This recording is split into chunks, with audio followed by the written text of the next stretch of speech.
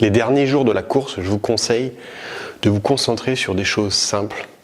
La première, c'est vérifier votre matériel. Donc, quand vous allez partir sur une randonnée, sur une épreuve aussi longue, il est évident et important d'avoir confiance en son matériel. Et ça, c'est la première chose qui va vous faire enlever tout stress vis-à-vis de l'épreuve et de ce qui peut vous arriver. Donc, faire une révision de votre vélo pour éviter tout problème mécanique, ça c'est la première chose.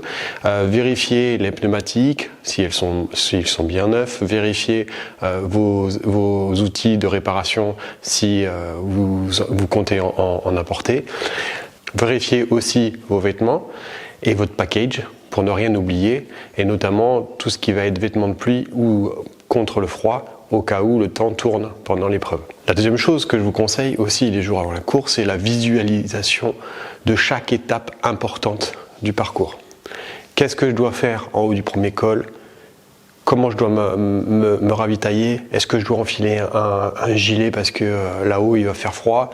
Est-ce que je m'arrête au ravitaillement? Est-ce qu'au ravitaillement, donc, qu'est-ce que je fais au ravitaillement si je m'arrête?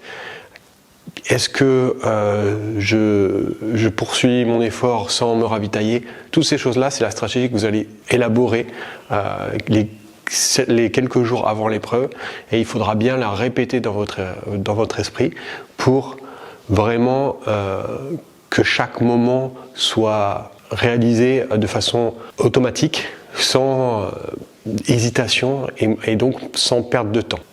Et puis aussi, vous pouvez donc aussi visualiser les moments importants du parcours, chaque col, comment je dois me comporter au niveau intensité, qu'est-ce que je dois réaliser, comment je dois m'alimenter avant le col, pendant le col, en haut du col, au niveau hydratation, comment je dois récupérer mes bidons, toutes ces choses-là. Et pour finir, ce qui est bien aussi au niveau de la visualisation, c'est de répéter des moments inattendus. Par exemple, si je crève, comment je m'organise? Dans quelle poche j'ai mes outils? Comment je m'organise pour changer la chambre à air?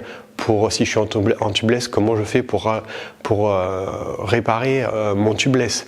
Toutes ces choses-là, vous devez les préparer avant. Si je casse la chaîne, est-ce que j'ai apporté avec moi un maillon rapide, et comment je m'y prends pour changer ce maillon rapide? Toutes ces choses-là, il faut le visualiser avant pour ne rien laisser au hasard le jour de l'épreuve.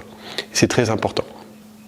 Et donc en résumé, visualiser chaque étape de mon parcours au niveau intensité, visualiser chaque étape de mes arrêts, si j'ai prévu de m'arrêter pour remplir les bidons, et préparer et s'assurer que mon matériel est en bon état pour éviter tout problème inattendu.